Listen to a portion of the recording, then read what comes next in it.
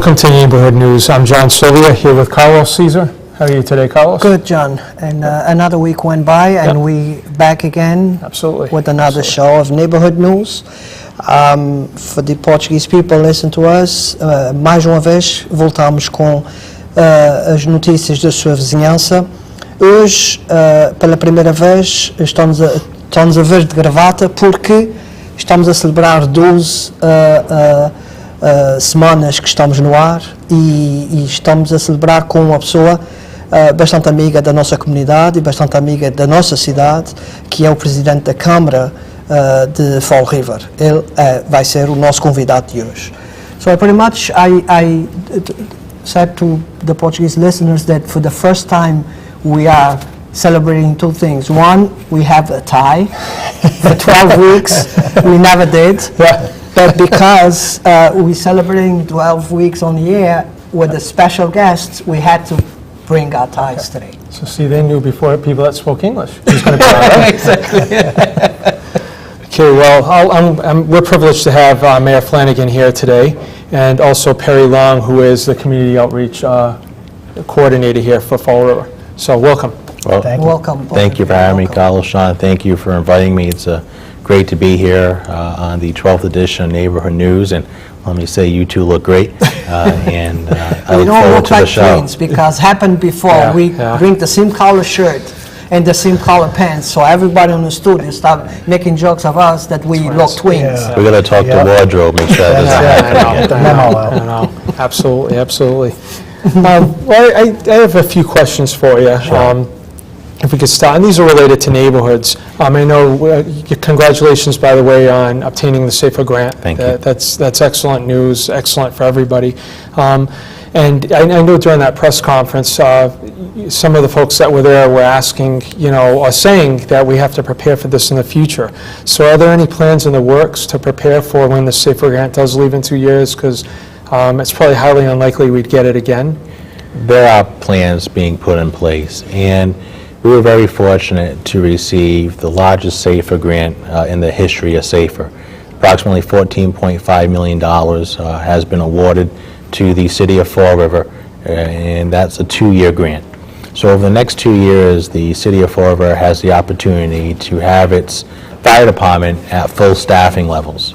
And for a city like Fall River that has numerous mills and numerous 3- and 4-family homes, it's vitally important that we have a full complement of firefighters. All of us remember the 9C cuts that occurred in 2009 and how the Fall River Fire Department was completely decimated. And at that time in our city, there was a sense of fear within the community. I would go into the elderly high-rises throughout the city and talk to the residents, and they would tell me firsthand that they did not feel safe because they knew how short-staffed our fire department was. So we were awarded that $14.5 million. That allows us to have approximately 232 firefighters for the next 2 years. But John, as you pointed out, it's just as important for our city to become self-sustainable, meaning 2 years from now, I do not want to be back in Washington, D.C. advocating for the largest SAFER grant in the history of SAFER again. Because if that SAFER grant was not awarded to the city of Fall River this time around, we would have had to make drastic cuts, not only in the fire department, but in the police department, the school department, and right across every service here in the city. So what we're currently doing right now is the city administrator, myself, and Chief Sylvia are ensuring that we bring the staffing level of the fire department down to a manageable level. Now, in speaking with the professionals in the business, we'll have to determine what is an adequate number of firefighters for our city. Maybe it's 200 firefighters, maybe it's 210 firefighters, maybe it is the 232. But we have to do an analysis to determine, based upon the population of our city, based upon the characteristics of our city, what is appropriate for a staffing level. So there are a number of ways to maintain your current staffing levels without being self-reliant upon federal funding. First, if there's vacancies occurring through attrition or retirement, to keep those vacancies open. And we're working with FEMA and Homeland Security to make sure that, first of all, we don't violate the grant, in ensuring that we keep those vacancies open, but also making the fire department budget manageable. And over the last 2 years especially, we've been able to see an increase in our revenue. New growth was down this year, but we expect it to go back up next year. So our city is rebuilding, and through attrition, through retirements, through increasing our revenue within the community, it's our hope that 2 years from now that we're not back in Washington, D.C. advocating for another SAFER grant, because you do not want to become reliant upon federal funding. And because when the federal funding is not there, tough decisions have to be made, and when those tough decisions are made, it's usually a reduction in city services. Okay, great. Thank you. Thanks.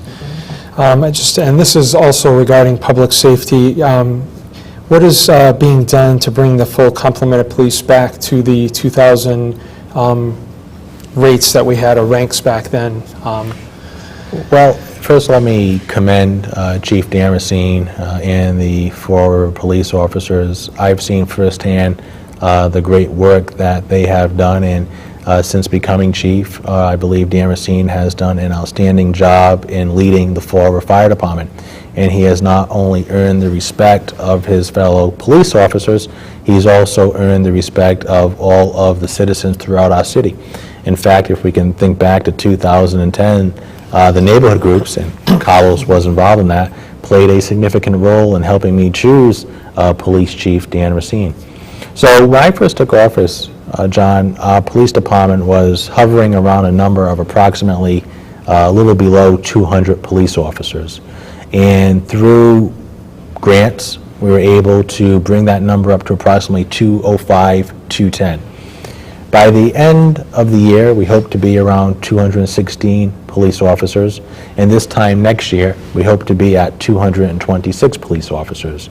How have we done that? Well, we first of all have been increasing the funding for the police department.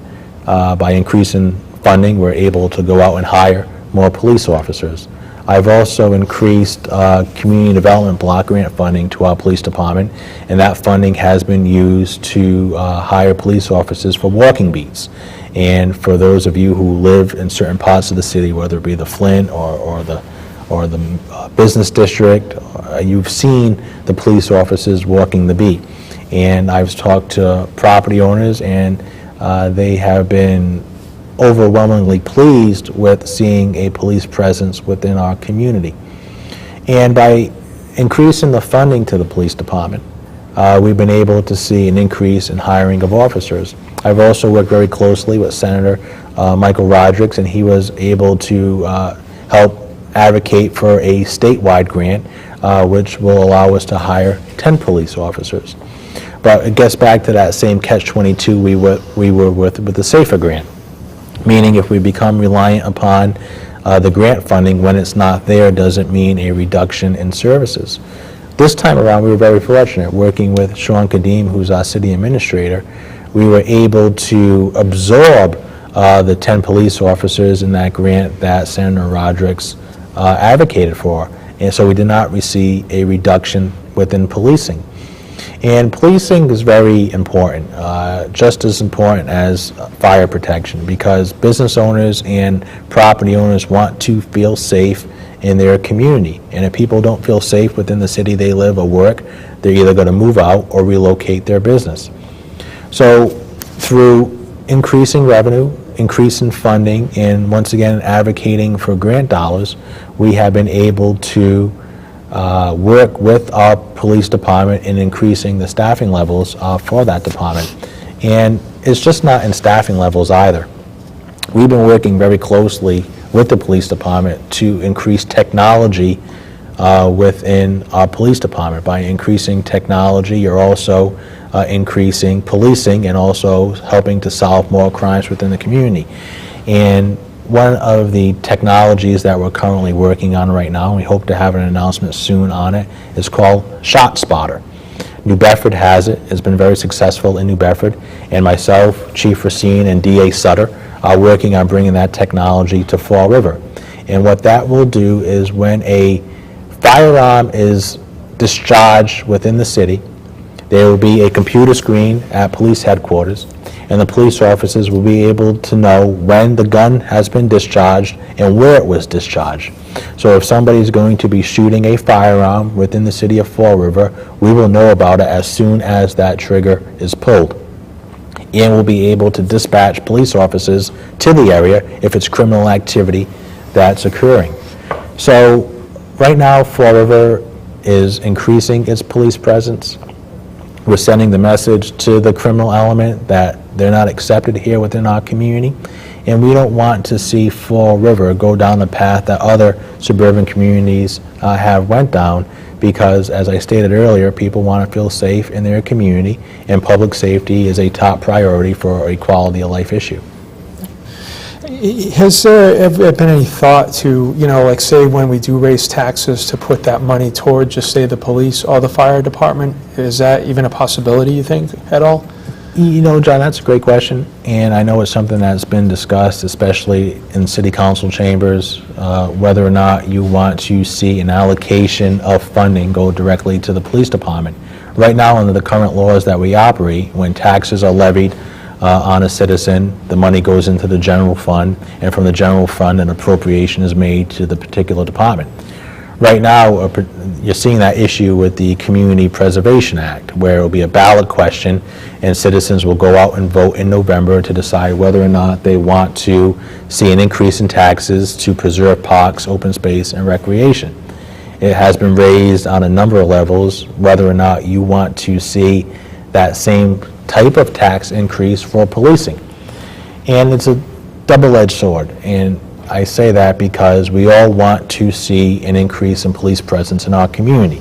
More police officers, better response times, solving crime, people feel safe. But then again, I talk to property owners and they feel that any additional increase in tax may be the breaking point for them, and they're having difficulty right now paying their water and sewer bill and their tax bill on time. Couple that with your car insurance and your mortgage, and if your kids are going to college, you got to pay those bills too. So there has been a debate on whether or not you want to see an increase in taxes specifically for police, and if that question did make it to the ballot, which it would have to, I don't know where the citizens would vote. We all want to feel safe, but then again, we all have difficulty making ends meet in today's economy. So that's a question, I would more than be happy to see debated within our city, and if it were to occur, it would not occur unless it was voted on. Okay, great. Okay, and how do you feel, you've probably heard that they're trying to get a residency requirement. How do you Sure. feel on that topic? I support residency within the community, and let me tell you why. I believe if you have your city workers working in a city and living in that same city, it's going to make the city stronger. And I believe the middle class is shrinking. We're seeing the rich get richer and the poor get poorer. And the middle class is escaping cities like Fall River, and they're moving to the suburbs. And it's the middle class that really helps strengthen a community. It's the middle class that helps raise a community up, and we want to do everything we can to keep the middle class here. So I believe if your police officers lived and worked in the same community, we would be a safer community. I believe if your teachers worked and lived in the same community, we would be a better community for that. Also, homes are being purchased, taxes are being paid, and paychecks are being spent within the community where people live. But as to every argument, there's always another side to it. So what happens to the people who are currently working within the city and they live outside of the city? Is it fair for them to have to sell their home to move into Fall River? Is it fair to them for them to move their children out of school into a new school district? And let's say if they have a spouse, would it be fair for that spouse to relocate also? So in speaking especially with the president of the City Council, Linda Pereira, who's also been a strong advocate of residency, we've drafted an ordinance. The attorneys who work for City Hall put an ordinance together. Attorney Liz Souza, who's done an outstanding job as one of our attorneys. And she drafted a residency requirement, and we sent that residency requirement down to City Council. and it would grandfather in, as drafted, our current employees. So if you were hired before January 1st of, let's say, 2013, the ordinance would not apply to you. That way, we would address the fairness and equity factor of it. But also, we have to keep in mind that there are laws currently in place that may prohibit a residency requirement from going forward. Take our school department, for example. Ed reform would not allow a city like Fall River to pass a residency requirement. So unless there was a change in ed reform at the state level, it would not apply, I believe, to the educators of our community. Also, with your police and fire department, you have CBAs, collective bargaining agreements, in place that in order to get that residency requirement in their contract, it would have to be bargained. So what would we have to give up through collective bargaining to get the residency requirement as part of their contract? Currently, if the ordinance was to pass, with ed reform in place and CBAs currently in place, the only group of people that it would affect is our department heads. And for the most part, our department heads do live within the city of Fall River. The fire chief lives within the city. The head of the Department of Public Works lives within the city. The head of the Water and Sewer Department live in the city. And we see the great benefits that arise from them being in the city. If I say, I need you to go out to Drelly Street, they know where Drelly Street is. Or if I say Carlos Caesar or John Sylvia are having an issue within their particular neighborhoods, they'd be able to identify you because they grew up in Fall River just like you all have done too. So to boil it down, John, I do support residency requirement. I do see the benefits of having people living and working within the same community. For the aspects that I've pointed out while we have been here on the air, but it's not going to be done overnight. It's going to have to take some type of a change in either collective bargaining or education reform to get that implemented with your police, fire, and school department. Well, at least it's a start, though. It's a start, so sure. That's a good thing. Well, If you, I kind of monopolized this, so okay, yeah, it's okay. I have one more question. I learned a lot just listening. But I would like to bring us back to neighborhoods, and that's Okay. Well, it's regarding neighborhoods. This is public safety, so It's all related. everything has to do with neighborhoods. Yeah. But I have to say that since I'm involved and all the administrations that I work with, you've been doing a good job about neighborhoods. Thank you. We never had as many neighborhoods that we have right now. That proves that you are working with the neighborhoods and bring them aboard and opening neighborhoods all over the city.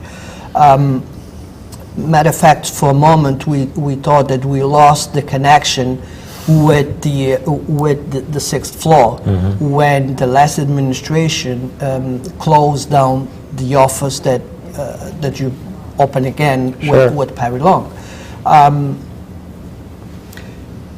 With all the neighborhoods growing on the city, and I see it like you are father of all these neighborhoods. Many now. children. Many children. One wants new pens, the one wants new sneakers, Yes. the other one wants new. And that must be hard for you not to say no to one neighborhood. So what do you think about the neighborhoods, and are we asking too much? Are you asking too much? No. And Perry is out there on the front lines on a daily basis, ensuring that the needs of the neighborhoods are being met citywide. And I just want to take a moment to commend both you and John on two particular issues. You, Carlos, with the Fonseca School, and John with the Green Elementary School. Both of you have adopted the schools that sit in your particular neighborhood, and both of you have made a significant impact on the schools that are within your borders. And whether it's John working with Helen Rigo and his daughter and the remaining members of Niagara doing a pencil drive or a clothing drive, or you taking the children of Fonseca out to the bioreserve to do the trek walk, the children are getting an opportunity to receive a service that they would not have received if those neighborhood groups were not in existence. So I've seen firsthand the great work that the neighborhood groups have done here within the city. And, Perry and I talk about this on a daily basis. We don't feel that the neighborhood groups are asking for too much. First of all, because number one, you all volunteer. You're not getting paid to do this TV show right now. You're not getting paid to host your neighborhood meetings. You do it because you want to see the city become a better place. And you can't do that unless you have government also helping you do it. If government is bucking you or is going in a different direction than you, then the work you're doing will be lost. So it's important for government to be on the same page as neighborhood groups and that they're moving forward. And you got to make sure you're fair in your decision making. If you're helping Niagara make a park improvement, you have to make sure you're also helping the Bank Street neighborhood at some point make a park improvement too. Or if Father Kelly is doing a park cleanup, you got to make sure you're helping St. Anne's get the same resources that Father Kelly is getting. Because if you see one neighborhood group getting more than another, it becomes disingenuous, and it can also become a barrier for more people getting involved. But it's refreshing to see citizens of our community take a stake in the neighborhoods that they live in. And we wouldn't be able to do half the improvements we've done over the last 3 years if it wasn't for the neighborhood groups. And I've called upon them a number of times to help us with cleanups and clothing drives and food drives and a number of other aspects. And if it wasn't for the neighborhood groups, a lot of the good work would not be getting done. And I'm sure, Perry, you work on a daily basis with these groups, and you can add more to it. I would echo your comments. It's really an honor to work with yourself and Thank all you. of the neighborhood associations and the neighborhood association leaders. I think as we've seen over the past 3 years, we have grown from 6 or 7 neighborhood associations up to 17 neighborhood associations. We have different advocacy efforts. And I think people recognize that that resources are limited, but when they see that government is working with them, that they're trying to assist rather than throw up roadblocks, I think it encourages them to get involved. We've certainly seen an increase in volunteerism. And I know that we're going to continue to see neighborhood associations expand and grow. We've seen new leadership come up through the neighborhood associations. We've seen younger people get involved, so it's exciting. And I look forward to coming to work every day because it's something new. One of the things that I have mentioned in here, what I think was Father Kelly when came to the show was, and one thing that I mentioned was that now we have a lot of tools to work with, which 15 years ago we didn't when I started getting involved. I mean, now you just put a couple more programs now to help us with abandoned properties and all of that. All that help us to work. So it's like it's a toolbox, and when you have the tools, you're going to do a good job, and you're going to do a faster job, and that's what you've been doing, and that's what I mentioned probably last month, one of the shows last month. It's funny you used the word tool, and let me tell you why.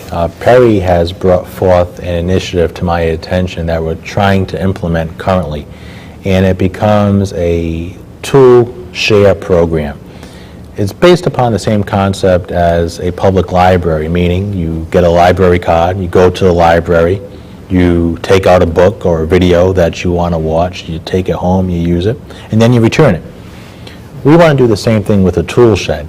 So for a citizen or a group that want to go out and make an improvement within their neighborhood or make an improvement within their particular piece of property, we encourage them to go down to the tool exchange program, show an ID, we'll give them a rake or a hammer or a backhoe or as much equipment as we can commandeer. The group will go out, use it, make an improvement within their home or their neighborhood, and then return the tool back to the tool exchange program, hopefully at no charge to them. If we can make tools available to people, just like you mentioned, on a real level, to give somebody a tool to put in their hand to go out and do work, we're going to see hopefully even more volunteerism and even more people going out and making a difference within their community. But these tool exchange programs, wherever they've been implemented, have been a huge success, and communities have seen a benefit from them. I would agree. I think one of the benefits to having the neighborhood associations is obviously we're able to address problems or address issues in an effective or a more effective and more efficient manner. But we're also able to identify problems. Just as the mayor said earlier, you know, you guys are our eyes and ears out there. You allow us to keep our finger on the pulse of what's going on in the community. But we're able to see where the problems are with what we're doing. One of those being that we recognize that, you know, with all of the neighborhood associations, there is an increased burden placed on the municipality. And what can we do as, you know, the mayor's office or the Office of Neighborhood Outreach to ease that burden? Some things like, you know, establishing a tool library, putting together, you know, policies and procedures for volunteer initiatives. So it's really a working relationship, I would say, between the neighborhood associations, the mayor's office, myself, in, you know, working best to resolve issues and get the resources and services to you all that you deserve.